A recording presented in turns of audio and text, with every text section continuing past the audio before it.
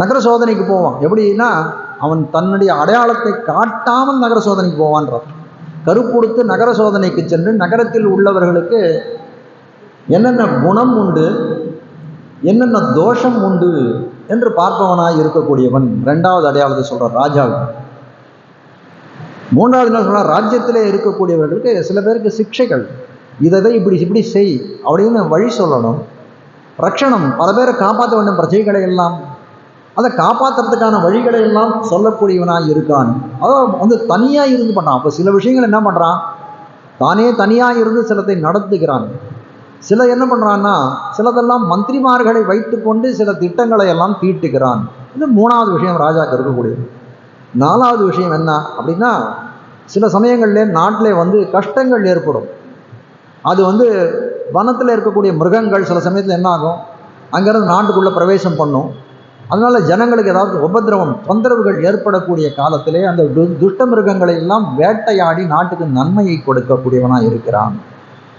4 விஷயம் முடியுது. 5வது விஷயம் தெரிவிக்கிறார், இந்த மாதிரி வேட்டையெல்லாம் ஆடினானே, வேட்டையாடி என்னன்னா அவனுக்கு ஒரு களைப்பு ஏற்படும் இல்லையா, அந்த களைப்பு தீர அவன் என்ன பண்ணுறான், ஆராமம்னு சொல்லக்கூடிய தோப்புகளிலே தோட்டங்களிலே என்ன பண்ணுறான், தன்னுடைய விதவர்களோட தேவிமார்களோடு நன்றாக விளையாடுகிறான் என்றெல்லாம் 5 விஷயங்கள் தெரிவிக்கிறார்கள். 3 இந்த அப்படிப்பட்ட எம்பெருமானுக்கு இதே 5 நிலைகள் எம்பெருமானுக்கும் உண்டு. அவன் எப்படிப்பட்டவனாக இருக்கிறான்னா, பாரளந்த பேரரசே, பாரளந்த பேரரசே எம் விசும்பரசே எம்மை நீத்து வஞ்சித்த ஓரரசேன்னு தெரிவிக்கிறான். அவனுக்கு 3 முடிகள் உண்டான். இந்த ராஜாக்கே ஒரு முடி இருந்ததுன்னா, அந்த ராஜாதி ராஜனாக இருக்கக்கூடிய எம்பெருமானுக்கு 3 முடிகள் உண்டு. அதாவது முடினா கிரீடம். பாரளந்த பேரரசே அப்படின்னா எளிமையை சொல்லக்கூடியதாக இருக்கு. எளிமைனா என்ன அப்படின்னா, பாரளந்த பேரரசேனா வாமனனாய் வந்தான், அப்படியே திரிவிக்கிரமமாக உயர்ந்தான். எப்பேற்பட்டவன், பராத்பரனாய் இருக்கக்கூடியவன் பகவான், எல்லா சொத்துக்களையும் தன்னதாக இருக்கக்கூடியவன். ஒரு தேவேந்திரன் சொன்னான்றதுக்காக பிச்சை எடுக்க வந்தான். வந்த காலத்தில் எப்படி இருந்தான், அப்படியே எளிமைத்தான் காட்டும்படியாக இருந்தது. வாமனனை போலே வந்தான், திருவிக்கிரமாக உயர்ந்தான். இப்படி அளக்கக்கூடிய காலத்தில் எல்லாருடைய தலைமேலும் தன் திருவடிகளை வைத்து தானே அருள் புரிந்தான். இது காட்டக்கூடிய விஷயம் என்னன்னா எளிமை. பாரளந்த பேரரசே எம் விசும்பரசே, விசும்பரசேனா விசும்புன்னு சொல்லக்கூடியது அந்த வெண்ணாடு. அந்த வெண்ணாட்டுக்கு அவன் தான் தலைவனாய் இருக்கிறான். அது எதை காட்டுறதுன்னா பரத்தோன்னு சொல்லக்கூடியவனை மேன்மையை காட்டக்கூடியதாய் அமைந்திருக்கிறது. பாரளந்த பேரரசே எம் விசும்பரசே எம்மை நீத்து வஞ்சித்த ஓரரசே அருளாய். இந்த வஞ்சித்தான்னு சொல்லக்கூடிய வார்த்தைகள் யார் சொல்லுவா அப்படின்னு கேட்டா, இந்த ஆய்ப்பாடியில் இருக்கக்கூடிய பெண்கள் தான் சொல்லுவார். அதனால தெரிவிக்கக்கூடியது என்ன விஷயம் அப்படின்னா, காதலை தெரிவிக்கக்கூடியதாக இருக்கிறது. இந்த 3 முடிகள் எம்பெருமானுக்கு உண்டு. ராஜாவுக்கு ஒரு முடி உண்டு, எம்பெருமானுக்கு 3 முடிகள் உண்டு, அபிஷேகங்கள் உண்டுன்னு தெரிவிக்கிறோம். 5 விஷயம் மேலே ராஜாவுக்கு என்னென்ன இருக்குன்னு பார்த்துட்டோம். இப்போ இதே 5 விஷயங்கள் எம்பெருமானுக்கும் பகவானுக்கும் பொருந்துகிறது அப்படின்னு காட்டுகிறார்கள்.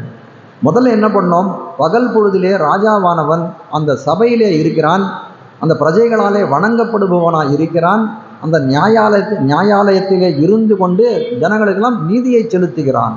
அதே போல எப்படி இருக்கான் எம்பெருமான், எப்படி இருக்கான் பகல் பொழுது நாங்கள் சொன்னோம் இல்லையா, அந்த பரமபதம்னு சொல்லக்கூடியது எப்படி இருக்குது அப்படின்னா, ஸ்ரீவைகுண்டம் அந்த இடத்துல இருளே கிடையாது, இருள் கலசாத பகலாக இருக்கக்கூடியது. அப்படிப்பட்ட பரமபதத்திலே வைகுண்டேது பரையலோகே ஸ்ரீயாசார்த்தம் ஜெகத்பதிஹி ஆஸ்தே விஷ்ணு ரச்சிந்திய ஆத்மா பக்தைஹி பாகவதை சஹா என்று சொல்லும்படியாய் அந்த வைகுண்டத்திலே எப்படி இருக்கான் பரமபதத்திலே எம்பெருமான், அந்த பிராட்டிமார்களும் ஸ்ரீதேவி, பூதேவி, நீலாதேவி மற்றும் நித்தியாத்மாக்கள், நித்தியசூரிகள், முக்தாத்மாக்கள் இவர்களெல்லாம் புடைசூழ அவனுக்கு பல்லாண்டு பாடிக்கொண்டிருக்கிறார்கள். அப்படிப்பட்ட ஒரு தன்மையிலே இருக்கிறான். அதை பார்க்கும்போது எப்படி இருக்கு, ஒரு ராஜா பகல் பொழுதிலே நியாயாலயத்திலே அவனுடைய சபையிலே இருக்கக்கூடிய காலத்திலே எல்லாராலும் வணங்கப்படுகிறான். அதை தவிர அவனுடைய ஆட்சியை செலுத்திக் கொண்டான். அதை போல தான் விடுதலை இருக்கு, வீத்திருந்து ஏழுலகம் தனிக்கோல் செல்ல வீவில் சீர் என்று தெரிவிக்கிறார் நம்மாழ்வார். அப்படித்தான் இருக்குன்னு காட்டுகிறார்கள். மேலே தெரிவிக்கிறார். 2வது விஷயம் என்ன சொன்னோம்னா, ராஜா அந்த ராஜ்யத்தில் இருக்கிறவருடைய தோஷங்கள் குணங்கள் தெரிந்து கொள்வதற்காக என்ன பண்ணுறான், மாறு வேடத்தில் செல்கிறான்னு சொன்னோம். அதே போல் எம்பெருமானும் இருக்கிறான். ராஜாவுக்கு எப்படி 5 நிலைமை சொன்னோனோ அதே மாதிரி எம்பெருமானுக்கு 5 நிலைமை. எம்பெருமானுக்கு 5 நிலைமை என்னன்னா, 1 பர, வியூக, விபவ, அந்தர்யாமி, அர்ச்சை. பரமபதம்னு சொல்லக்கூடிய முதல்ல 1வது இடம் சொன்னது அது பரமபதம். 2வது ஒன்றும் அப்படியே வரிசையாக வரப்போகிறது. இந்த பாருங்க போய் காட்டுகிறார். அரசன் இராப்போதுகளில் பிறர் அறியாதபடி கருப்பு உடுத்து போகிறான் இல்லையா? அதே போல எம்பெருமான் என்ன பண்றான்னா, யாரும் அறியா வண்ணம் நம்முடைய அந்த இந்த தேகத்துக்குள்ள ஒரு ஆத்மா இருக்கு. அந்த ஆத்மாவுக்குள்ளே அணுப்பிரவிஷ்டனா, இந்த அணுக்களும் அணுவாக போய் அவன் உள்ளே சென்று உரைகிறான். அது மட்டும் இல்லை, அதனால உள்ளுவார் உள்ளிட்டெல்லாம் அவன் அறிந்தவனாய் இருக்கிறான். உள்ளுவார் உள்ளிட்டெல்லாம் அதான் அவன் அறிகிறான் எல்லாத்தையும். வெள்கி போய் என்ன யாருக்கும் எதுவும் தெரியாதுன்னு நான் நினச்சிட்டு இருந்தேன். நான் எந்த தப்பு பண்ணாலும் யாருக்கும் எதுவும் தெரியாதுன்னு நினச்சிட்டு இருந்தேன். உள்ளுவார் உள்ளிட்டெல்லாம் உடனிருந்தருதி என்னோ வெள்ளிப்போய் என்னுள்ளே நான் விலவரச் சிரித்திட்டேன். ஏன்னா ஆத்மாக்குள்ள பரமாத்மான்னு ஒருத்தன் உட்கார்ந்துருக்கான். நான் பண்ணக்கூடிய அனைத்து செயல்களையும் பார்க்கக்கூடியவனாக இருக்கிறான். நான் நினைக்கிறேன் நான் பண்ண தப்பு யாருக்கும் தெரியாதுன்னு. ஆனால் உள்ளுக்குள்ள இருக்கவனுக்கு அந்தராத்மாவாய் இருக்கக்கூடியவனுக்கு தெரியாது போயிடுமா? அதனால என்ன பண்ணாராம், அவர் வெட்டப்பட்டாராம். ஆழவர் வெள்கி போய் என்னுள்ளே விலவரச் சிரித்திட்டேன். அப்போ இந்த இடத்துல காட்டக்கூடிய விஷயம் என்னன்னா, அந்தர்யாமி உள்ளுக்குள்ள அந்தராத்மாவாய் இருக்கக்கூடிய பகவான் எப்படி இருக்கான் அப்படின்னா, நம்மளுடைய குணங்களையும் தோஷங்களையும் எப்படி ராஜா கருப்படுத்து சோதனம் செய்கிறானோ அதை போல இதை அறிந்து கொள்பவனாய் இருக்கிறான் அப்படின்னு ரெண்டாவது இதை சொல்கிறார். இவற்றுள் எங்கும் மறைந்துரைவாய், மண்மீது இருப்பாய் கடல் மண்மீது இருப்பாய், கடல் மேல் சேர்ப்பாய், கடல் மேல் நிற்பாய், நிழல் சேர்ப்பாய்ன்னு சொல்ல முடியாது. 5 விதமான பிரகாரங்களுக்கு 5 விதமான இது தெரிவிக்கிறார். இவற்றுள் எங்கும் மறைந்துரைவாய், மறைந்துரையக்கூடிய நிலை இதுதான் என்றபடியே உள்ளுவார் உள்ளிட்டெல்லாம் அறிகிறான். மூன்றாவது, அந்த ராஜா என்ன பண்ணுவான் அப்படின்னா, ஒரு ஒரு சிக்ஷனம் பண்ணணும், யாருக்கோ ஒருத்தருக்கு ஒரு விதத்தை எப்படி இதை எப்படி இந்த ஆட்சியை இந்த இடத்துல செலுத்தணும் அப்படின்றத போதிக்கக்கூடியவனாக இருப்பான். சில ரட்சண காரியங்கள், காக்க வேண்டிய காரியங்கள், அதெல்லாம் எப்படி பண்ணுறது அப்படின்னு தனியாகவும் விசாரம் செய்வான், மந்திரிகளோடு கலந்தும் செய்வான் அப்படின்னு கேள்வியை தெரிவித்தேன். அப்போ இந்த இடத்துல எப்படி இருக்கான்னா, எம்பெருமான் என்ன பண்ணுறான்னா தனியாக நிதிரை செய்கிறான்னு சொன்னோமே, அவன் எப்படி இருக்கான்னா, அது திருப்பார்கடலிலே எம்பெருமான் சயனித்து கொண்டு இருப்பதை போலே. திருப்பார்கடல் எப்படி இருக்கான்னா, பார்க்கடல் யோக நித்திரை சிந்தை செய்த எந்தா என்று சொல்லும்படியாய் இந்த திருப்பார்கடல்லே படுத்து கொண்டு யோக நித்திரை, இந்த உலகத்தை எப்படி காக்கிறது, ராஜா எப்படி தனியாக இருந்து இந்த அவனுடைய ராஜ்யத்தை எப்படி காக்கிறதுன்னு நினைக்கிறானோ, அதே போல இந்த இருக்கக்கூடிய இந்த உலகங்கள், 2 உலகங்கள், விண்ணாடும் மண்ணாடத்தையும் எப்படி நான் காப்பாற்றுவோம் அப்படின்ற ஜெகத் ரக்ஷண சிந்தையிலேயே சயனித்து கொண்டிருக்கிறான். அது எந்த நிலைன்னா திருப்பார்கடல் என்று சொல்லக்கூடிய நிலை. திருப்பார்கடல் யோக நித்திரை. சில பேர் சேர்த்துட்டு சொல்றான் மந்திரிகள் போலே அப்படின்னா, இந்த திருப்பார்கடல்ல என்ன பண்றான் அப்படின்னா, எம்பெருமான் தன்னை 4 பாகமாக பிரித்து கொள்றான்.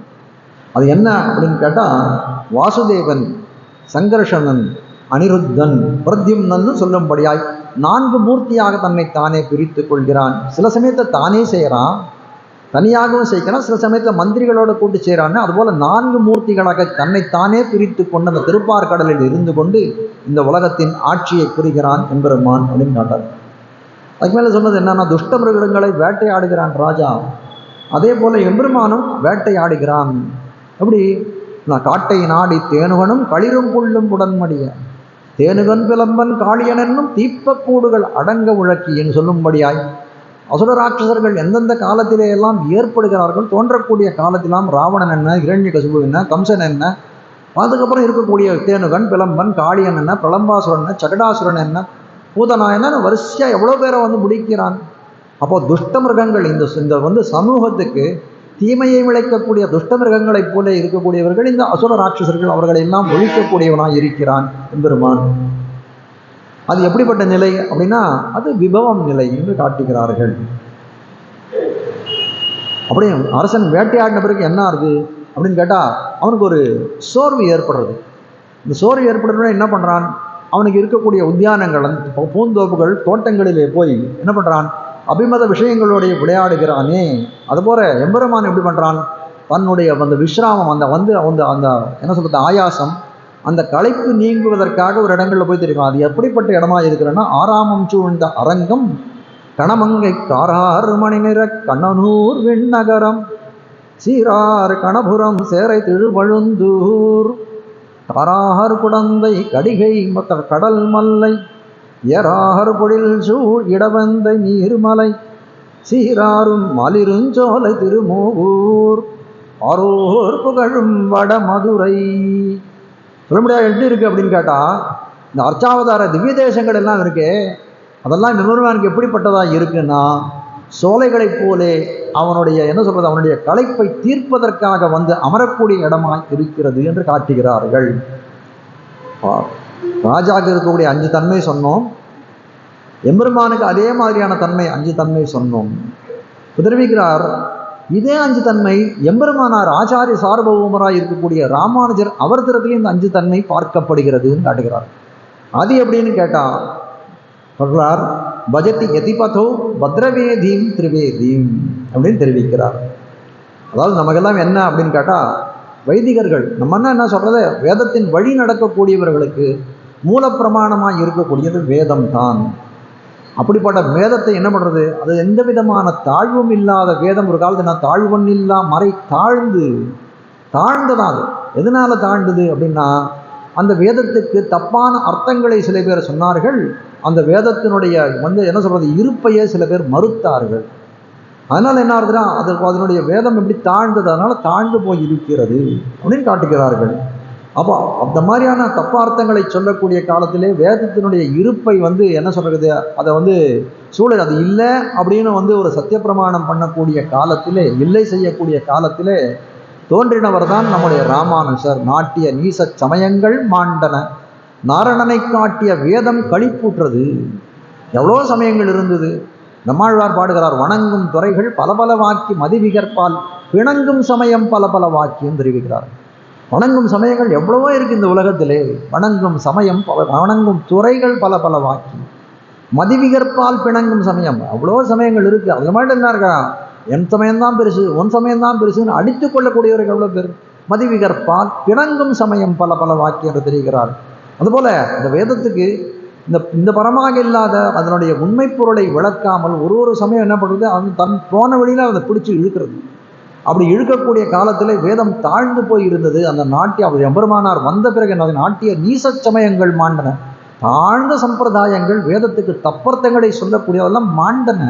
அதனால் என்னாச்சுன்னா, நாரணனை காட்டிய வேதம் இதுதான் அந்த எம்பெருமானுடைய ஸ்வரூபம், ரூபம், குணம், விபவம், ஐஸ்வர்யம் என்றெல்லாம் அவனுடைய எல்லாத்தையும் அவனுடைய ஐஸ்வர்யத்தையும் ரூபத்தையும் குணத்தையும் காட்டின காலத்திலே அந்த வேதம், நாரணனை காட்டிய வேதம் களிப்பூற்றதுன்னு தெரிவிக்கிறார்கள். ஐயோ, எந்தவித நிர்தோஷ பிரமாணமாக இருக்கக்கூடிய, எந்த விதமான குற்றமும் அழுக்கும் இல்லாத இருக்கக்கூடிய வேதம் மகிழ்ந்ததான். ஐயோ, நமக்கு இப்போதான் உண்மையான அர்த்தம், நமக்கு வேதம்னா இதில் சொல்லக்கூடிய கருத்து என்ன என்பதை உண்மையான கருத்தை தெரிவிப்பதற்கு இந்த ராமானுஜர் தோன்றினாரே என்னும்படியாக இதுவானதுன்னு காட்டுகிறார்கள்.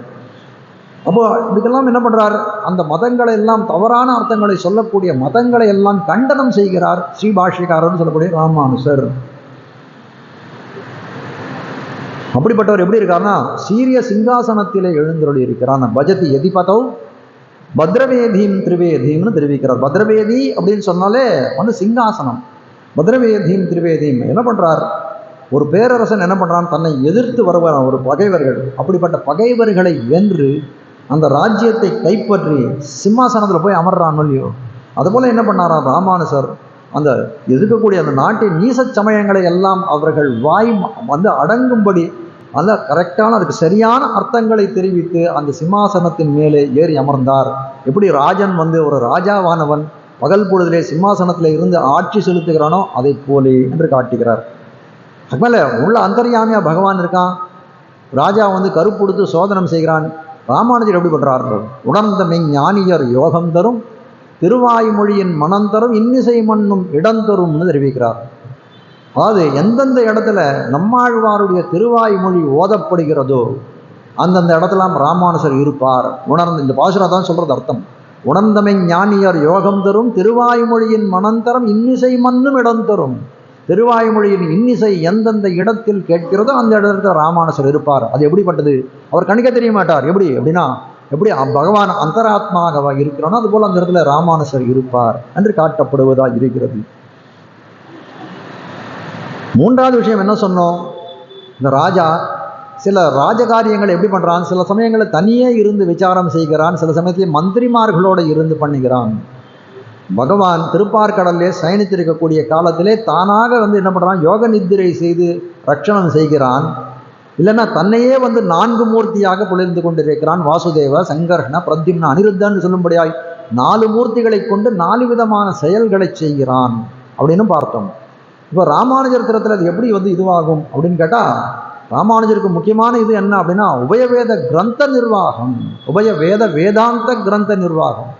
உபயன்னா ரெண்டுனா தமிழ் வேதம், திராவிட வேதம், அந்த வேதாந்தங்கள், அந்த கிரந்தங்களை எல்லாம் நிர்வாகம் பண்ணணும். ஏற்கனவே என்ன பண்ணார் அவர் முதல்ல, அந்த நாட்டிய நீச சமயங்கள் மாண்டனன்னு சொல்லும் போது அதுக்கெல்லாம் சரியான அர்த்தங்கள் சொன்னாரே அந்த கிரந்தங்கள். அந்த மாதிரி நிறைய புதுசாக இருக்கக்கூடிய கிரந்தங்கள் எல்லாம் நிர்மாணம் பண்ணணும், அதெல்லாம் கண்டனம் பண்ணுறதுக்கு. அப்படிப்பட்ட இருக்கக்கூடிய அந்த இது பண்ணணும் அப்படின்னா பலவிதமான விசாரங்கள் பண்ணணும், நிறைய பேரோட பேசணும். இதுக்கு இப்படி அர்த்தம் சொல்லலாம், இதுக்கு இப்படி அர்த்தம் சொல்லலாம், இதுக்கு இப்படி அர்த்தம் சொல்லலாம், தப்பு, இது சரி என்றெல்லாம் பலவிதமான விவாதங்கள் நடத்த வேண்டியிருக்கும். அப்போ அப்படி என்ன பண்ணுறாருன்னா தானே சில விஷயங்களை எண்ணி அதை இது பண்ணுறார். பல விஷயங்களை என்ன பண்ணுறார், தன்னுடைய சிஷ்யர்களாக இருக்கக்கூடிய கூரத்தாழ்வான், முதலியாண்டான், பிள்ளான், எம்பார் போன்றவர்களை கலந்து செய்கிறார் என்றெல்லாம் காட்டுகிறார்கள். அதுக்கு மேல் தெரிவிக்கிறார். அப்போ அந்த காட்டு வனமிருகங்களெல்லாம் ராஜா அழிக்கிறான்னு சொன்னாரு. எம்பெருமானும் தேனுகன் பிளம்பன் காளியனன்னும் தீப்ப போடுகன் அசுர ராட்சசர்கள்லாம் ஒழிக்கிறான்னு சொன்னாரு. ராமானுஜர் எப்படி என்ன பண்றார் அப்படின்னு கேட்டா மதகண்டனம் ஏற்கனவே சொன்னது போல சங்கர பாக்கர யாதவ பாட்ட பிரபாகரர் தங்கள் மதம் சாயுரவாதியர் மாய்குவர் என்று சதுமறை வாழ்ந்திடு நாள். 6 மதங்கள் என்னாச்சா ராமானுஜர் வந்த போனே என்னாச்சா அதெல்லாம் மாண்டன, சதுமறைன்னு சொல்லக்கூடிய 4 மறை வாழ்ந்தது என்று காட்டுகிறார். அதுக்கு மேலே இதெல்லாம் இந்த அசுர ராட்சசர்கள்லாம் ஒழித்தான் ராஜா. அதே போல இந்த தேனுகன் பிளம்பன் சொல்லக்கூடிய இவனெல்லாம் இது பண்ணான், வனமிருகங்களையும் ஒழித்தான் ராஜா. தேனுகன் பிளம்பன் போன்ற அசுர ராட்சசர்களெல்லாம் ஒழித்தான் எம்பெருமான். அப்போ அவனுக்கு ஒரு களைப்பு ஏற்படுறது, போய் பூஞ்சோலைகளிலே போய் வந்தான். அவனுக்கு அபிமதமாக இருக்கக்கூடிய, அவனுக்கு விருப்பமாக இருக்கக்கூடிய சோலைகளிலே விராமம் ஓய்வெடுத்துக் கொள்கிறான்னு சொன்னாங்க. ராமானுஜர் எதில் ஓய்வெடுத்துக்கிறார் அப்படின்னு கேட்டா, அதாவது பூக்களும் பழங்களும் தழைத்த சோலைகளில் எப்போ எடுத்துக்கிறாராம். அது எப்படிப்பட்ட பூக்களும் பழங்களும் தழைத்த சோலை எதுனா அது உபமானம் தான். நிஜமாகவே அவர் போய் எந்த சோலையும் அவர் படுத்துக்கல. அவர் எந்த அது பூக்களும் பழங்களும் தழைத்த சோலை எது அப்படின்னு கேட்டா வேதாந்த கிரந்த பிரவச்சனம். எப்போ பாரு என்ன பண்ண காலக்ஷேபம்னு சொல்லும்படியாய், காலக்ஷேபம்னு சொல்லக்கூடியது நம்ம இன்னைக்கு ஏதோ இந்த தனுர் மாதம் மார்கழி மாதம் 1 மாதம் கேட்குறது அப்படி இல்லை. அந்த காலத்தில் வைதிகர்கள் வீட்டில் என்ன இருக்கும் அப்படின்னா பஞ்சகால பராயணர்கள் என்று இருப்பார்கள். ஒரு காலத்தில் ஒன்று பண்ணணும். அப்படி இருக்கக்கூடிய காலத்தில் மத்தியானம்னு சொல்லிட்டு அந்த மாத்தியானிகம் பண்ணி எம்பெருமானுக்கு இது பண்ணி அவனுக்கு படைக்கப்பட்ட அந்த அன்னங்களை எல்லாம் புசித்த பிறகு என்ன பண்ணணும்னா காலக்ஷேபம் பண்ணணும், அந்த கிரந்தங்களை கொண்டு காலக்ஷேபம் பண்ணணும் என்று தெரிவிக்கிறார்கள். அதே போல் இவருக்கு எப்படி இருக்குன்னா ராமானுஜர் எப்படி புஷ்பச்சோலை பழச்சோலை போல இவருக்கு எது இருக்குன்னா அந்த உபய வேதாந்த கிரந்த பிரவச்சனம் அதிலே இறங்குபவராய் இருக்கிறார் என்று காட்டுகிறார்கள். இப்படிப்பட்ட தோட்டங்களில் 3 பேரும் ராஜாவும் இருக்கான். ராஜா எந்த தோட்டத்தில் இருக்கான்னா சாதாரணமான தோட்டத்தில் பழங்களையும் பூக்களும் இருக்கக்கூடிய தோட்டத்தில் இருக்காங்க. எம்பெருமானுக்கு எது இருக்கு, பகவானுக்கு எது தோட்டம் அப்படின்னு கேட்டால் இந்த திவ்ய தேசங்கள். எம்பெருமானாருக்கு எது தோட்டம் அப்படின்னு கேட்டால் உபய வேதாந்த பிரவச்சனம் என்று தெரிவிக்கிறார்கள். இப்படிப்பட்ட தோட்டங்கள் எப்படி இருக்கும் அப்படின்னு கேட்டால் தோட்டங்களும் 2 விதமாக இருக்கும்னு தெரிவிக்கிறார்கள். தோட்டத்தில் ராஜா விளையாடுகிறான், தோட்டத்தில் விளையாடுறான்னு பார்த்தோம். இந்த மூலகுக்கும் அரசனாக இருக்கக்கூடிய எம்பெருமான் எப்படி இருக்கிறான், ஆறாமம் சூழ்ந்த அரங்கம் என்று சொல்லும்படியாய் வண்டினம் முரளும் சோலை, மயிலினம் ஆளும் சோலை, கொண்டல் மீது அணவும் சோலை, குயிலினம் கூவும் சோலை, அண்டர்கோன் அமரும் சோலை, அணிதிரு வரங்கம் என்று சொல்லும்படியாய் அந்த திருப்பதிகளிலே எம்பெருமான் அந்த திவ்யதேசங்களிலே அமர்ந்து கொண்டிருக்கிறான்னு தெரிவிக்கிறார்கள். விகரத்தை ஹரவு லக்ஷ்மியா என்று விகரிப்பதுன்னா என்னன்னா பிராட்டியோட கூட சஞ்சாரம் பண்ணக்கூடியது, இனிமையாக சஞ்சாரம் பண்ணக்கூடியவதாக இருக்கிறான்.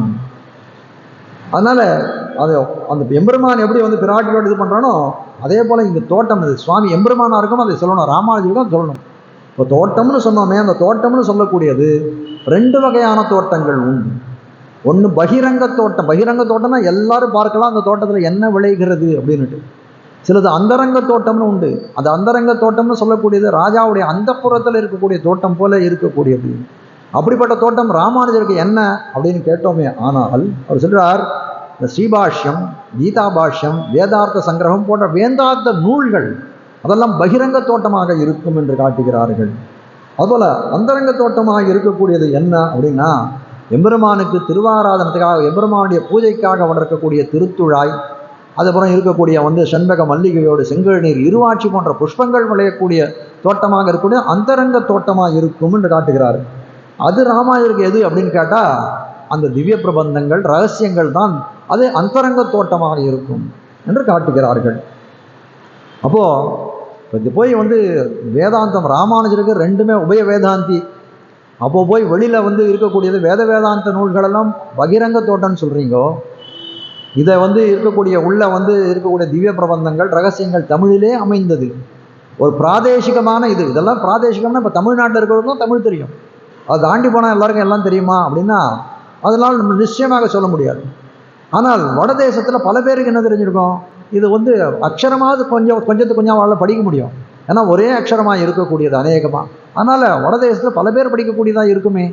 அப்போ இன்னும் பிராதேசிகமாக இருக்கக்கூடிய தமிழை காட்டிலும் பல இடங்களில் பரவி இருக்கக்கூடிய வடமொழியாக இருக்கக்கூடியது அந்த பகிரங்க தோட்டம்னு தெரிவிக்கிறாரு. இது போய் அந்தரங்க தோட்டம்னு சொன்னால் கொஞ்சம் இதுக்கு ஏற்றம் ஜாஸ்தி இருக்குது போல இருக்கே அப்படின்னா அப்படிதான் என்று தெரிவிக்கிறார்.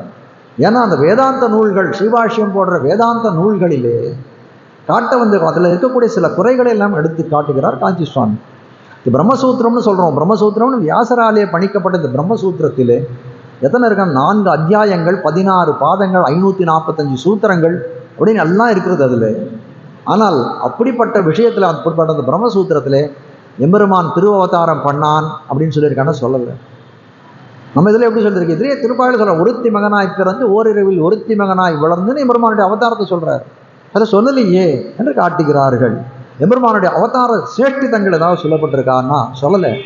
ஆழ்வார் பிரகந்தங்களில் கொள்ளையாக இருக்கே எவ்வளோ இருக்குது. வெண்ணெய் விழுங்கி வெறுங்கலத்தை வெறுப்பிடையிட்டு அதன் ஓசை கேட்கும் என்று சொல்லும்படியாய் எவ்வளவு வைபவங்கள் திரும்பின பக்கமெல்லாம் அவ்வளவு வைபவங்களை தெரிவிக்கக்கூடியதாக இருக்கிறது. அது மட்டும் இல்லை, எம்பெருமான் எப்படிப்பட்டவன் ஆனால் லக்ஷ்மிபதி, திருமகள் கேள்வன், மகாலட்சுமிக்கு கணவனாய் இருக்கக்கூடியவன். அப்படிப்பட்ட லக்ஷ்மிபதின்ற வாசகத்தை இந்த பிரம்மசூத்திரத்தில் எங்காவது சொல்லியிருக்கானா சொல்லவில்லை. இதில் உண்டா அப்படின்னு கேட்டால் சொல்கிறார். ரொம்ப திருமழி சிப்பிரான் சொல்கிறார், திருவில்லா தேவரை தேரேன் மின் தேவுன்றார். லக்ஷ்மிபதினு சொல்லக்கூடியவன் எப்போ தெரியுமா அவன் தேவன், அவன் தேவதை. எப்போ தெரியுமா அவன் தேவதை? திருவில்லா தேவர். எப்போ அவன் மகாலட்சுமியோடு சேர்ந்திருக்கிறானோ அப்போதான் அவன் தேவதை, இல்லைன்னா தேவதையே இல்லை என்று தெரிவிக்கிறார். அப்போ பாரத கோடி காலத்தில் லக்ஷ்மிபதின்றது ரொம்ப ஆணித்தரமாக தெரிவிக்கிறார்கள். இந்த திவ்ய பிரபந்தத்திலே பிரம்மசூத்திரங்களை கூட அப்படி தெரிவிக்கவில்லை. இப்படி சொல்லக்கூடிய காரியத்தை மங்களாசாசனம் சொல்கிறார். அதுக்கு மேலே இப்போ நமக்கெல்லாம் என்ன ஸ்வரூபம் அனுரூபம், நம்மளுடைய ஸ்வரூபம்னு சொல்லக்கூடியது நமக்கு இயற்கையாக இருக்க வேண்டியது என்ன அப்படின்னு கேட்டால் எம்பெருமானை பார்த்து பல்லாண்டு பாட வேண்டியதுதான் நமக்கெல்லாம் ஸ்வரூபம் அனுரூபம் தான். ஆனால் அந்த மங்களாசாசனை பற்றி ஒரு விஷயம் சொல்லலை. அந்த எம்பெருமானுக்கு செய்யக்கூடிய தொண்டு கைங்கரியம் அதை பற்றி ஏதாவது சொல்லுங்க, அதை பற்றியும் ஒன்று சொல்லி இவ்வளவு குறைகள் படைத்ததாக இருக்கக்கூடியது. இப்படிப்பட்ட குறைகள் எல்லாம் இங்கே இல்லை. உத்தேன் உகந்து பணி செய்து உணபாதம் பெற்றேன் என்று தெரிவிக்கிறார். ஒழிவில் காலமெல்லாம் உடனாய் மண்ணின் கைங்கரியத்தை பற்றி சொல்கிறார். அப்போ பார்க்கக்கூடிய காலத்தில் இவ்வளவு குறைகள் உடைத்ததாக இருக்கிறது பிரம்மசூத்திரம் போன்றவைகள். அதனால் என்ன சொன்னார்கள், அதை பகிரங்க தோட்டமாக வைத்தோம். எங்களுக்கு ரொம்ப அபிமதம், ஆசையோடு இருக்கக்கூடியது, ஆர்வமோடு இருக்கக்கூடியது எதுன்னா இந்த திவ்ய பிரபந்தங்களும் ரகசியங்களும். அதனால் அந்தரங்க தோட்டமாக இதை நிர்வாக்கினார்னு காட்டுகிறார்கள். அது மட்டும் இல்லை, எவ்வளவு விஷயங்கள் எம்பெருமானுடைய பிறவியை பற்றி சொல்லக்கூடிய என்னென்ன யோனியுமாய் பிறந்தான்னு தெரிவிக்கிறார். எவ்வளவு காதலோடு இருக்கிறார். பிறந்தவாறும் வளர்ந்தவாறும் பெரிய பாரதம் கை செய்துன்னு ஒரு பாசுரம் பாடினார். பாடின உடனே 3 மாதம் மோகித்து கிடந்தார் ஆழ்வார். எத்திரம் உரளினோடு இணைந்திருந்தேங்க, வெண்ணை திருடிட்டு ஒரு உரளினுடைய கட்டிப்பட்டிருந்தாயமே அப்படின்னு நினைத்தார். அந்த எளிமையை நினைத்தார். 3 மாதம் மோகித்து கிடந்தார் ஆழ்வார் என்றெல்லாம் காட்டுகிறார்கள். அப்போ இந்த எம்பெருமானார் தரிசனம், ராமானுஜ தரிசனம் என்று சொல்லக்கூடிய தரிசனத்தில் என்ன இருக்கு, எது உயிர்நிலைன்னா இப்படிப்பட்ட திவ்யார்த்தங்கள், எம்பெருமானுடைய அவதாரம், அவனுடைய சேட்டிதம், அவனுக்கு செய்யக்கூடிய கைங்கரியம், அவனுக்கு பாடக்கூடிய மங்களாசாசனம், அவன் லக்ஷ்மிபதி என்று சொல்லக்கூடியது, இவையெல்லாம் உயிரான அர்த்தங்கள். இது இல்லாததெல்லாம் அதை அந்தரங்க தோட்டமாக வைக்க முடியாது, இந்த பகிரங்க தோட்டமாகத்தான் வைக்கிறோம் என்று காட்டுகிறார்கள். உங்கள் புழக்கடை தோட்டத்து வாவியுள் செங்கழி நீர் வாய் நெகிழ்ந்து ஆம்பல் வாய் கும்பினகான் அப்படின்னு மேலே தெரிவிக்கிறார். அதனால தோட்டத்தில் விளையாடுறான்றதை வச்சு இவ்வளவு விதமான அர்த்தங்களை காட்டுகிறார். இதுக்கு மூலமாக இருக்கிறது என்னன்னா ஆச்சாரிய ஹிருதயம் அப்படின்ற ஒரு கிரந்தத்தில் ஒரு சூத்திரம் பகலோலக்கம் செய்துன்னு இருக்கக்கூடிய சூத்திரத்தினுடைய அர்த்தம் தான் இவ்வளோ நேரம் சொன்ன கதை. செங்கல் பொடிக்கூரை மேலே அடுத்த அடையாளம் தெரிவிக்கிறார். உங்கள் புழக்கடை தோட்டத்து வாவியும் செங்கல் நீர் வாய் நிகழ்ந்து ஆம்பல் வாய் கும்பினகான்னா அதை ஒத்துக்கக்கூடியதா இல்லை, அதுக்கு கண்ணழிவு சொல்கிறாள். உள்ளே தூங்கிக் கொண்டிருக்கக்கூடியவள். மேலே தெரிவிக்க செங்கல் பொடிக்கூரை வெண்பல் தவத்தவர் தங்கள் திருக்கோவில் சங்கிடுவான் போகினார் தெரிவிக்கிறார்.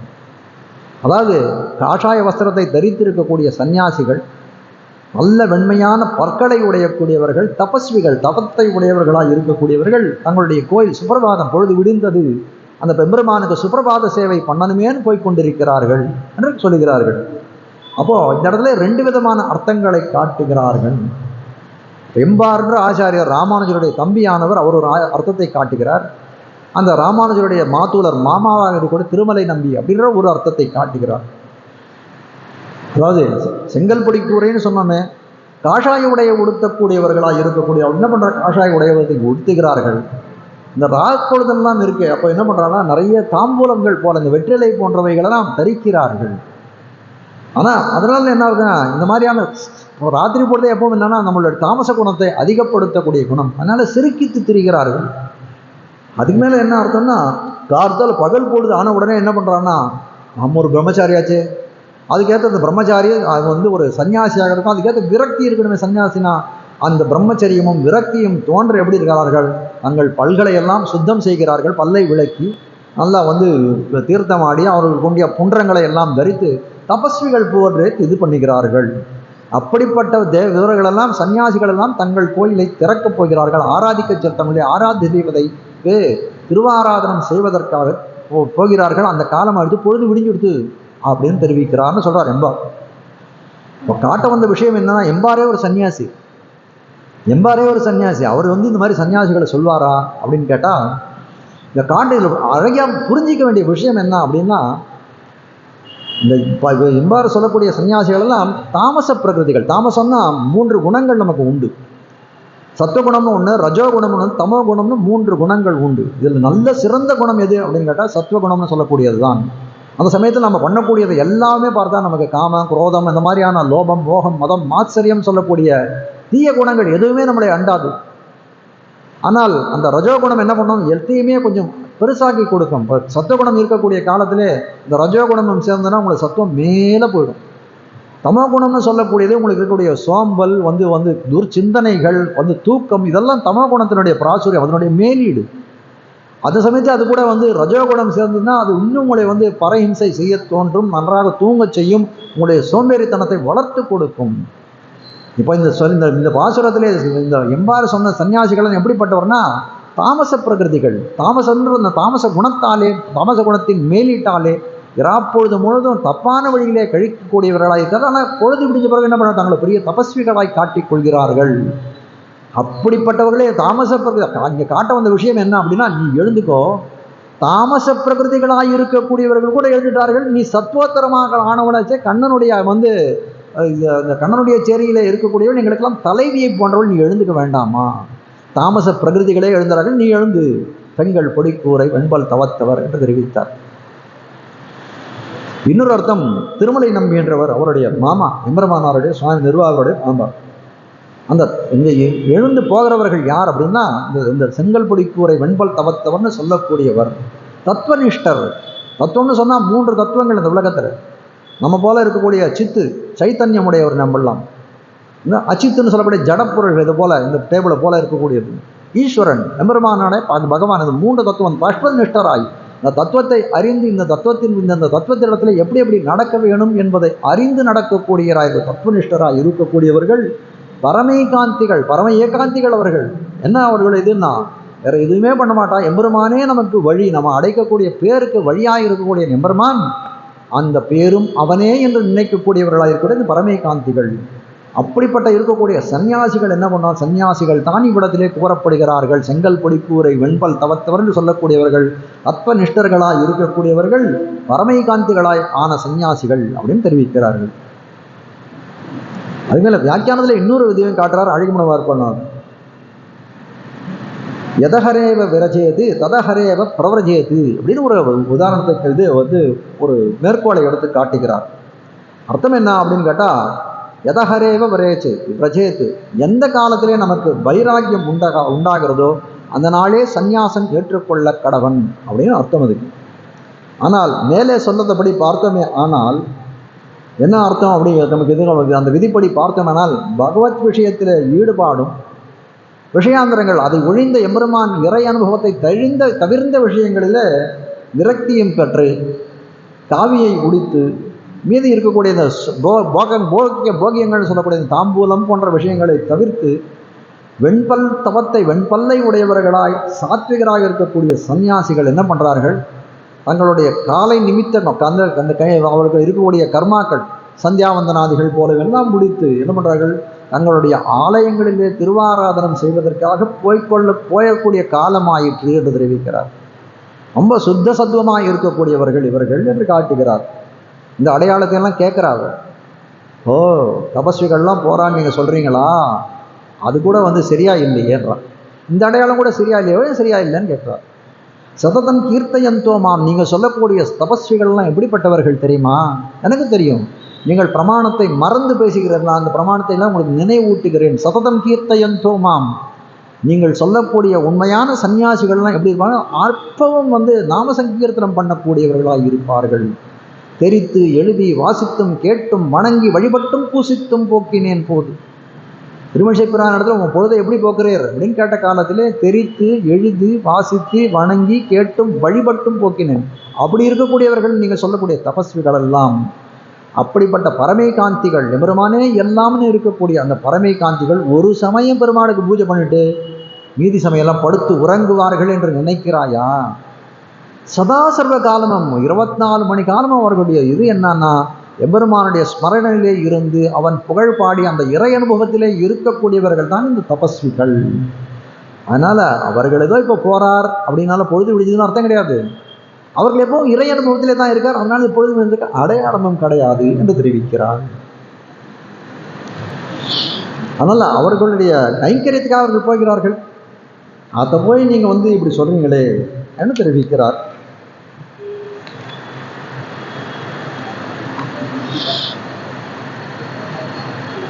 தங்கள் திருக்கோவில் சங்கிடுவான் போகினார். அங்க என்ன பண்றதா, தங்கள் திருக்கோயில் அவர்களே இருக்கக்கூடிய ஒரு சந்நிதி, அது சங்குன்னா சாவியை போட்டு திறக்கிறதுக்கு போகிறார் அப்படின்னு சாமானியமாக ஒரு அர்த்தம் தெரிவிக்கிறார்கள். காஞ்சி சுவாமி ரொம்ப விலட்சணமான அர்த்தத்தை, ரொம்ப அற்புதமான அர்த்தத்தை இந்த இடத்துல வைக்கிறார். இன்னும் சொல்ல போனோன்னா அவருடைய சுவாவதேசத்தாலேயே இது ரொம்ப சிரேஷ்டதமமான அர்த்தம் அப்படின்னு கூட சொல்லலாம். ரொம்ப விரும்பத்தக்க அர்த்தமாக இருக்கும். இந்த தங்கள் திருக்கோவில் அப்படின்றத 3 பதங்களாய் பிரிச்சுக்கணும். 3 பதத்திரயமாக இதை பிரிச்சுக்கணும். பதத்திரயம் அப்படின்னு சொல்லும்படியாய் தங்கள் இல்னு பிரிச்சுக்கணும், திரு இல்னு பிரிச்சுக்கணும், கோவில்னு பிரிச்சுக்கணும். இப்படி 3 விதமாக இது பிரித்து கொள்ள வேண்டும்.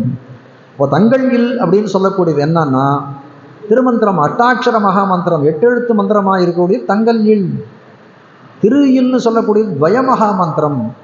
கோயில் அப்படின்னு சொல்லக்கூடியது சரமஸ்லோகம். எப்படி இதை நிர்வாகம் பண்ண போறீங்கோ அப்படின்னு கேட்டால் சொல்கிறார், திருமந்திரத்தில் என்ன காட்டப்படக்கூடிய இதுவாக இருக்கிறது, அனன்யார்க சேஷத்துவம். திருமந்திரத்தில் நம்ம அறிந்து கொள்ள வேண்டிய விஷயம் என்ன அப்படின்னா, அனன்யார சேஷத்துவம், பிறருக்கு யாருக்கும் அடிமைப்படாமல் இருக்கிறது. அது மட்டும் இல்லை, பெருமானுக்கே அடிமைப்பட்டவன் அனன்ய சரணத்துவம். அது மட்டும் இல்லை, அனன்ய போக்கியத்துவம். பிற வஸ்துக்கள் எதுலேயும் எந்த விதமான லோக சிந்தனைகளையும் அவர்களுக்கு இது போக வஸ்துன்னு நினைக்கக்கூடாது. எம்பெருமானே நமக்கு போக்கியம், நமக்கு இனிமைன்னு நினைச்சா நமக்கு ஜாங்கிரியும் அவர்தான், பாதாம் அல்வாவும் அவர்தான், ஸ்ரீராணமும் அவர்தான், போகிய வஸ்துவே அவர்தான் என்று சொல்லும்படியாய் அதை காட்டக்கூடியதான் அந்த 8 எழுத்து மந்திரம் என்று காட்டுகிறார்கள். அதை என்ன சொல்றது, அது யாருக்கு? அது நம்ம போல இருக்கக்கூடிய ஜீவன்களுக்கு. அதனால தான் தங்கள்னா திருவஷ்டாட்சர மகா மந்திரம் 8 எழுத்து மந்திரம். அது யாருன்னா நம்மளுடைய ஸ்வரூபத்தை சிக்ஷணம் பண்ணுகிறது. நம்ம எப்படி இருக்கணும், நம்மளுடைய கொள்கை எதுவாக இருக்கணும், நம்ம அனுவர்த்திக்க வேண்டிய கொள்கை எதுவாக இருக்கணும், அதை காட்டக்கூடியதாக இருக்கிறது அந்த திரு இல். அதுக்கு மேலே தங்களில் திரு இல்னு சொல்றாங்க. அது என்ன அப்படின்னா, திரு அப்படின்னு சொன்னாலே மகாலட்சுமி. மகாலட்சுமியினுடைய பிரஸ்தாவம் எந்த இடத்துல மகாலட்சுமியை பற்றி குறிப்பிடப்படுகிறது அப்படின்னு கேட்டால் அந்த துவயா மகாமந்திரத்தில் தான் குறிப்பிடப்படுகிறது. அப்போ திரு இல் என்று தெரிவிக்கிறார்கள். அப்போ எப்படி அப்படின்னு கேட்டால், நம்மளுக்கு ஒரு அங்கீகாரம், எம்பெருமான இடத்துல பகவான் இடத்துல போய் அடைக்கலம் சரணாகதி செய்கிறோம். இந்த சரணாகதி யாரையோ முன்னிட்டு கொண்டு செய்ய வேணுமே, அதுக்கு புருஷகாரம், ஒரு சிபாரிசு வேணும். அது யாராலே பண்ணப்படுகிறது அப்படின்னா அந்த பிராட்டியாலே தானே பண்ணப்படுகிறது. அதனால என்ன சொல்றார், பிராட்டியின் புருஷகாரம் அன்றி நம்மளுடைய அங்கீகாரம் நமக்கு சரணாகதி பலிக்காது. அப்போ என்ன ஆகிறது அப்படின்னா, திரு இல்னு சொல்லக்கூடியது அந்த பிராட்டியும் அந்த பிராட்டி செய்யக்கூடிய புருஷகாரத்தையும் தெரிவிக்கக்கூடியதாக இருக்கிறது. அந்த புருஷகாரத்தை வேண்டி அந்த எம்பெருமான் திருவடியிலே சரணம் அடைவது தான் அந்த துவயமகா மந்திரத்தினுடைய அர்த்தம். அதனால திரு-இல் என்று தெரிவிக்கிறார். அந்த இடத்துல திருன்னு சொல்லக்கூடிய மகாலட்சுமிக்கு பெரிய பங்கு இருக்கிறது. நம்மளுடைய என்ன சொல்றது, அந்த புருஷகாரத்தை செய்து வைப்பதில்லை.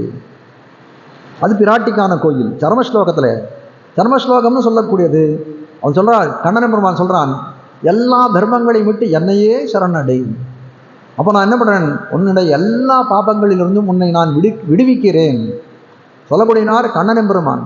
அவனே ஒரு விதியாக இதை விதித்து விட்டான். அப்போ எதுனா கோனா எம்பெருமான், அவனுக்கு கோயில்.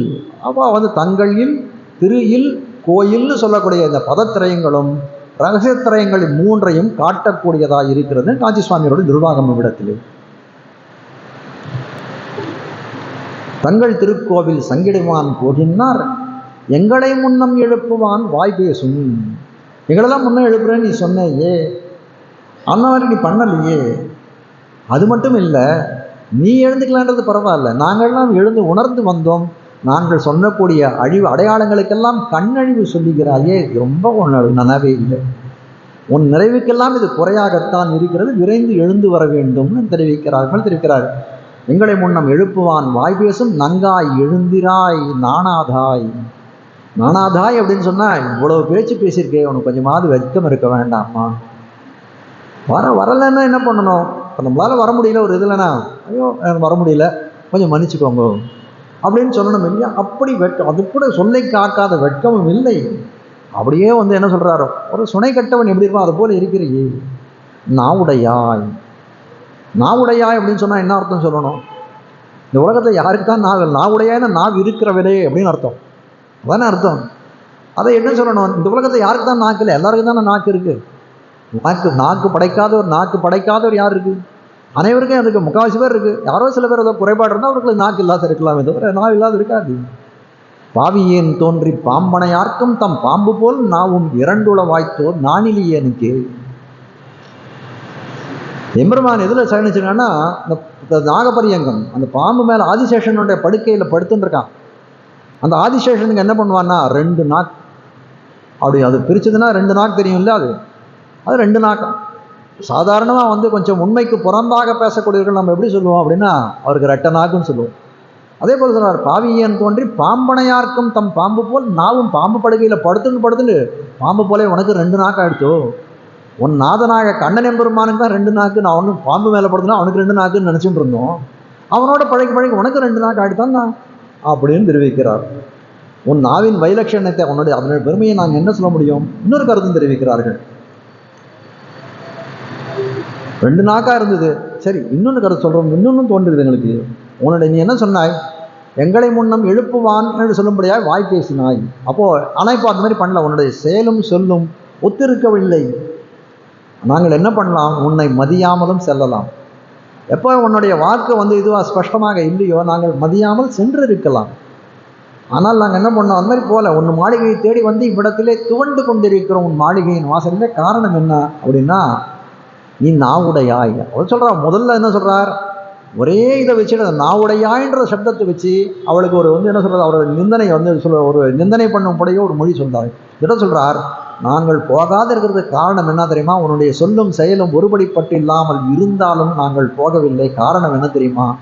உன் நாவினுடைய இனிமை, உன் நாவிலிருந்து வரக்கூடிய அந்த பேச்சின் இனிமைக்கு ஆட்பட்டவனாக இருக்கிறோம். நீ கொடியையாக இருக்கலாம். கொடியைனா ரொம்ப கொடுமை புரியவர்களாக இருக்கலாம். கடியன் கொடியன் நெடியமால் உலகம் கொண்ட அடியன் பாடுறா. கடியன் ஆழ்வார் பாடுற, கடியன் கொடியன் நெடியமால். பெருமான பாடக்கூடிய காலத்தில் கடியன் ரொம்ப பாறாங்கல் போல் நெஞ்சு, கொடியன் ரொம்ப கொடுமையான நெஞ்சம், நெடியமால் ரொம்ப பெரியவன் அவன், உலகம் கொண்ட அடியன் மகாபலி ஏமாத்தி உலகத்தெல்லாம் கொண்டவன் அப்படின்னு தெரிவிக்கிறார். ஆமாம், அவனை அடைவது கஷ்டம் அப்படின்னாலாம் தோழி. என்ன நீ அப்படி சொல்லிட்ட? ஆகிலும் கொடிய என் நெஞ்சும் அவன் என்னே கிடக்கும் எல்லே. அவனை காட்டிலும் கொடியது நெஞ்சம். அவன் கடியன் கொடியன் நெடியுமான்னு அவன் சொன்னான். அதை காட்டிலும் கொடியதாக இருக்கக்கூடிய என் நெஞ்சமானது என்ன நினைக்கிறது தெரியுமா? அவன் என்னே கிடக்கும், அவன் திருவடியே சரண் என்று கிடைக்கும். அதுபோல் என்ன சொல்றாரு, நீ கொடியாக இருக்கலாம், ஆனாலும் கொடியதாக எங்களுடைய நெஞ்சு நீயே வேண்டும் என்று கிடக்கும் என்று சொல்லும்படியாக இருக்கு. எனது நெஞ்சம் உங்களையே நாடி கிடக்கும் நாவுடையாய். ஹனுமான் என்ன பண்ணான்? ராமாயணத்தில் சீதையை தேடி ராமனும் லக்ஷ்மணனும் போகிறார்கள்.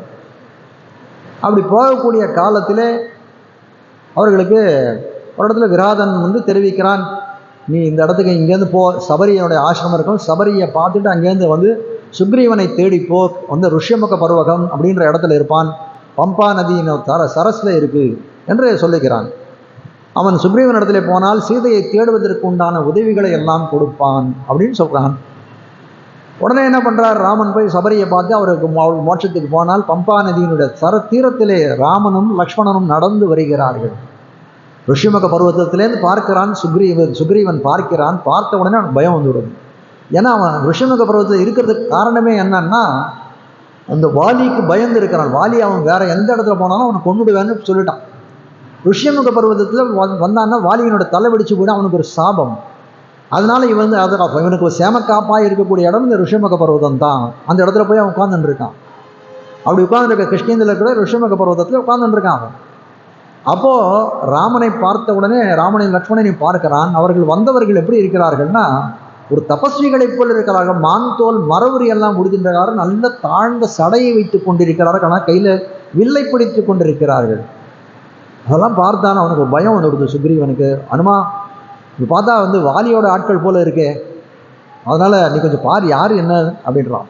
அனுமான் நன்னா விட்டு பார்க்கிறான். அவர்களை பார்த்த உடனே அவருடைய அந்த சாமுத்திரிகா லட்சணத்தினாலே பார்க்கிறான், இவர்கள் தேவகுமாரர்களை போல இருக்க, இவரை போய் வாலிக்கு இவனுக்கு எந்த விதமான சம்பந்தமும் இருக்காது அப்படின்னு நினைக்கிறான். உடனே சொல்றான் சுக்ரீவன்கிட்ட, இவர்களை பார்த்தால் வாலி சம்பந்தம் பெற்றவர்களைப் போல தெரியவில்லை, அதனால் நீ கவலைப்பட வேண்டாம் அப்படின்னு சொல்றான்.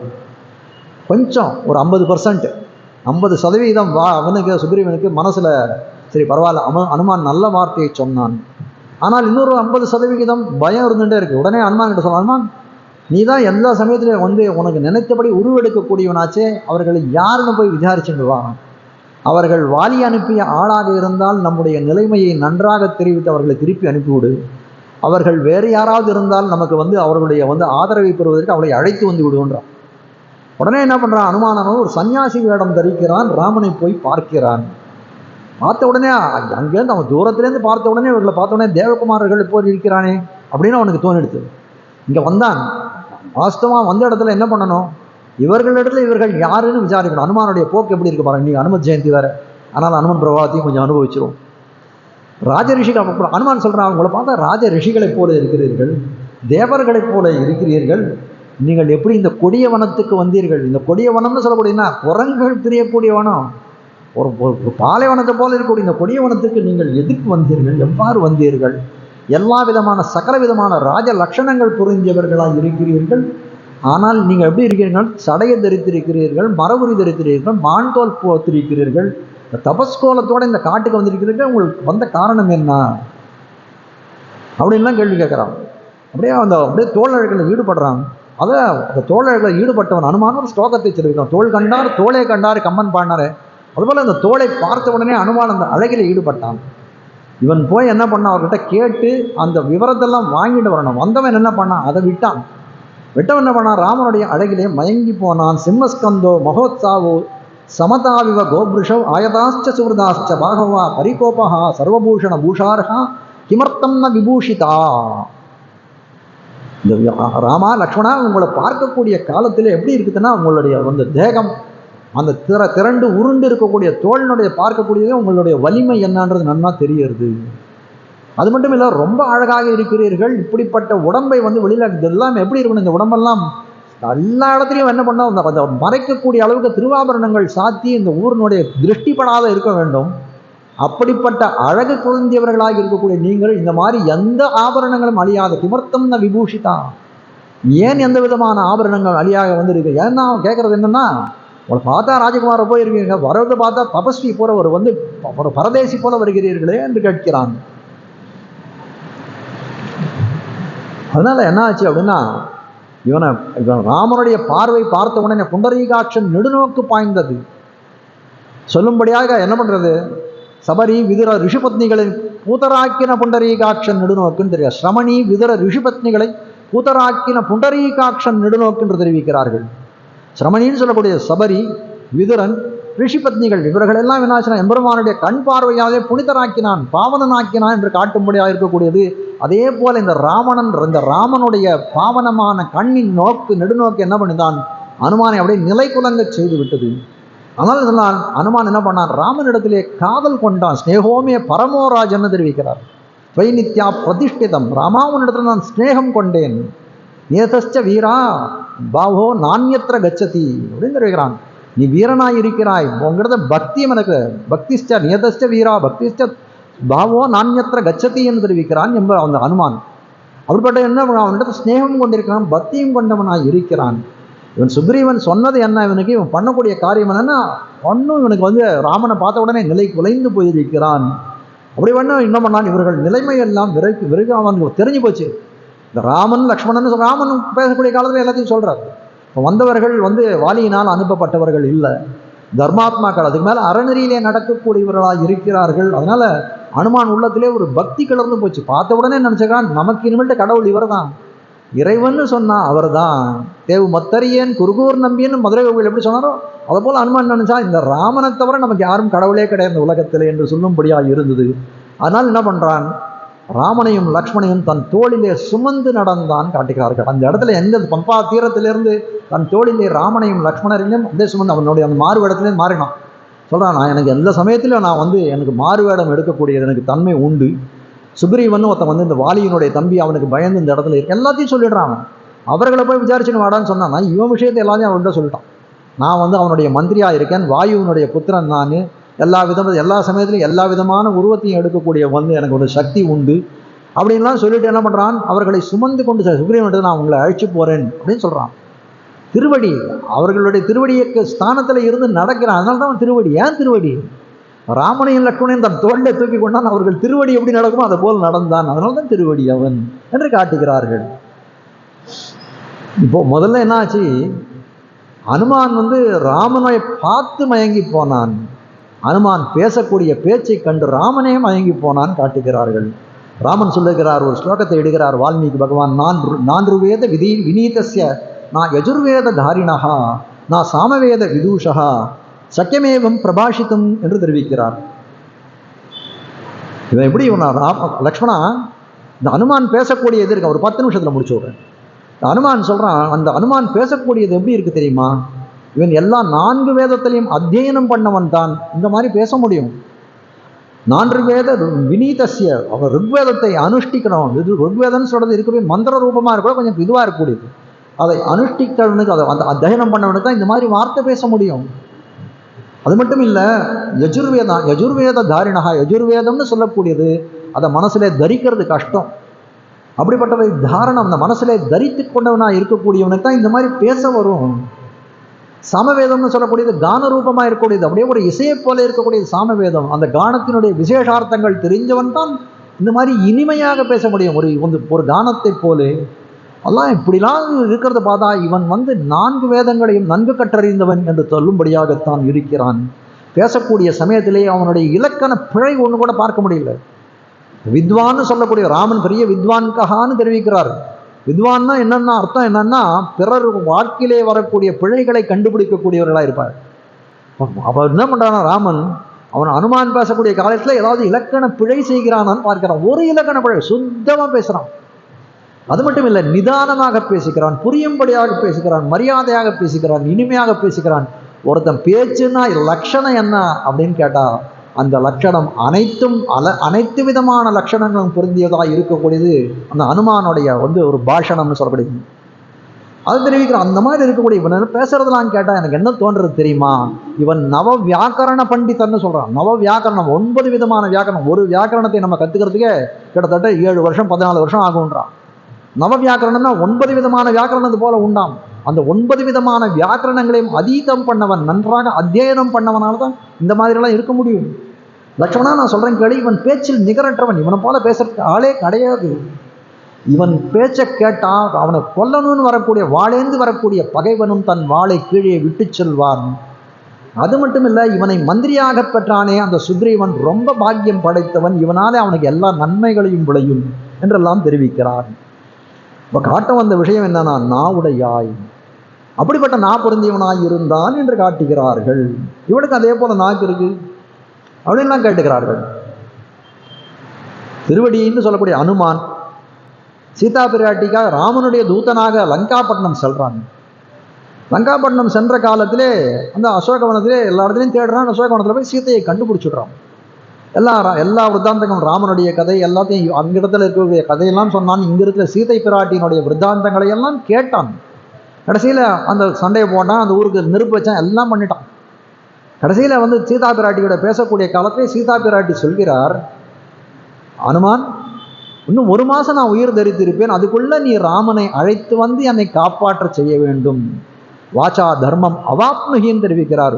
உன் வாய் படைத்த பயன் எப்போ தெரியுமா? இந்த 1 மாதத்துக்குள்ள ராமன் இங்கே வந்து என்னை காப்பானே, ஆனால் உன் வாய் படைத்த பயன் அதுதான் உனக்கு உன்னோட கொஞ்சம் எம்பெருமான் இந்த நாக்கை கொடுத்துருக்கானே, அதுக்கு பயன் என்னன்னா, நான் இவ்விடத்திலிருந்து இந்த 1 மாதத்துக்குள்ளே இந்த ராவணனுடைய சிறையிலிருந்து காப்பாற்றப்பட வேண்டும் என்று சொன்னான். அப்படிப்பட்ட நாவுடையாய் இருக்கிறாள் காட்டுகிறார்.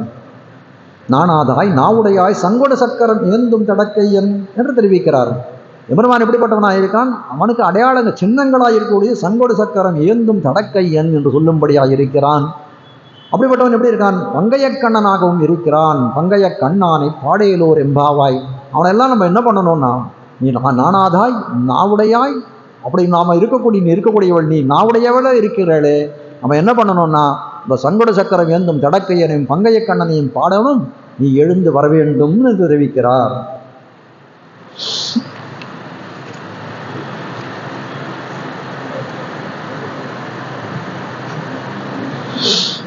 இந்த பாசுரத்தாலே திருப்பாணாழ்வார் உணர்த்தப்படுகிறான்னு காட்டுகிறார்கள். 3 முக்கியமான சம்போதனம் விழிகள் இதில் என்னன்னா, நங்காய், நாணாதாய், நாவுடையாய் அப்படின்னு சொல்லக்கூடியது. நங்கை அப்படின்னு சொல்லக்கூடிய நங்காய் அப்படின்னு நங்கைன்னு சொல்லக்கூடிய சப்தம் தான் அந்த இடத்துல நங்காய்னு வந்து ரொம்ப நீடித்து இருக்கிறது. அதாவது நங்கைனா குணபூர்த்தி உடையவள். அது குணபூர்த்தி உடையவள்னா என்ன அப்படின்னா, எப்படிப்பட்ட குணபூர்த்தி உடையவள்னா, இவருடைய வரலாறுல எப்படி இருக்குன்னா, திருப்பாணாழ்வார் ஒரு தாழ்ந்த குலத்தை பாணர் குலம்னு சொல்லக்கூடிய குலத்திலே பிறந்தவர். அவர் என்ன பண்றாருன்னா, நல்ல கவி. ஆனால் எம்பெருமான் திறத்திலே நல்ல பாடல்களை பாடக்கூடியவர். ஸ்ரீரங்கம் சொல்லக்கூடிய திருவரங்கத்து காவிரி கரைக்கு எதிர் திசையிலே நின்று கொண்டு பாடிக்கொண்டிருக்கக்கூடியவர். ஒரு சமயத்தில் ஏதோ ஒரு இது ரங்கநாதனுக்காக ஏதோ வந்து காவிரியிலேருந்து தீர்த்தம் முகர்ந்து கொண்டு வரக்கூடிய சமயத்திலே சில கைங்கரியப்பவர்கள் கொஞ்சம் ஒரு கொஞ்சம் இதுவாக பேசிடுறார்கள். எம்பெருமானுக்கு அதை கண்டு அந்த உள்ளம் அப்படியே வந்து கண்ணி போகிறது. அவர் என்ன பண்ணுறார், அவருடைய பிரதிநியாக லோகசாரங்க முனிவர் அப்படின்ற முனிவரை அனுப்பி அவர் தோளிலே அவரை ஏற்றி கொண்டு வாரும் என்று தெரிவிக்கிறார். அப்போ நங்காய் அப்படின்னு சொன்னால் குணபூர்த்தி. இவர் என்ன எப்படி இருக்காருன்னா, இவர் பாடக்கூடிய பாடல் எப்படி வாசனம் எப்படி இருக்குன்னா, அமலநாதிபிரான் அடியார்க்கென்னை ஆட்படுத்த விமலன். அதாவது அடியார்னு சொன்னால் எம்பெருமானுடைய இறைவனுடைய அடியார்களுக்கு ஆட்பட்டவனாக இருக்கக்கூடியவன் நான், அவர்களுக்கு பக்தர்களுக்கு பக்தன் நான் என்று தெரிவிக்கிறார்.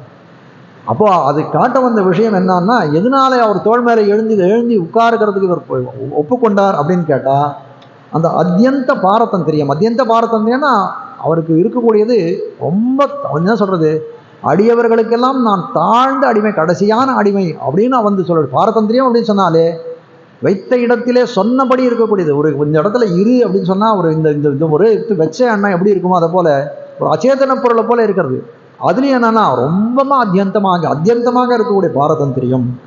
அதனால் என்ன பண்ணுறார், லோகசாரங்க முனிவர் சொல்கிறார், என் தோல் மேலே ஏறி உட்கார்ந்துக்கோங்க, இது நம்பெருமானுடைய இது ஆணை அப்படின்னு சொன்ன உடனே ஏறி உட்கார்ந்து கொண்டார். அப்போ என்ன அது காட்ட வந்த விஷயம் என்னன்னா, அத்தியந்த பாரதந்திரியம், அடியவர்களுக்கு ஆட்பட்டவராயிருக்கிறார், அதுதான் குணபூர்த்தி என்று தெரிவிக்கிறார். நாணாதாய்ன்னு சொன்னால் ஒரு வெட்கம் அப்படின்னு ஒரு அர்த்தம், அகங்காரம்னு ஒரு அர்த்தம். இப்போ நாணாதாய் அப்படின்னா இவருக்கு என்னன்னா, எந்த விதமான அகங்காரம் இல்லாதவர், நாணம் இல்லாதவர் இல்லை, அகங்காரம். நீர்நுமதன்னிவை வேர் முதல் மாய்த்து, இது என்னோடது யான் எனது என்று சொல்லிக் கொண்டிருக்கோமே, அது போல இருக்க தன்மை இல்லாதவர். நீர்நுமதென்னிவை வேர் முதல் வாய்த்து இறை சேர்மின் உயிர்க்கு அதன் நேர்நிறை இல்லை. நமக்கு நான் நினைக்கிறது அகங்காரம், என்னுடையதுன்னு நினைக்கிறது மமக்காரம்னு தெரிவிக்கிறார். அப்படிப்பட்ட இது இல்லாதவர் நான், ஆனால் அகங்காரம் அற்றவர்னு தெரிவிக்கிறார். அதனால பாரதந்திரியம் உடையவராய் இருக்கிறார், அகங்காரமற்றவராய் இருக்கிறார். அப்போ அதனால எப்படி இருக்கும்னா, நல்ல பாடல் பற்றவர் எம்பெருமான் திறத்திலே பாடல் பாடக்கூடிய, அதனால் நான் உடையார்.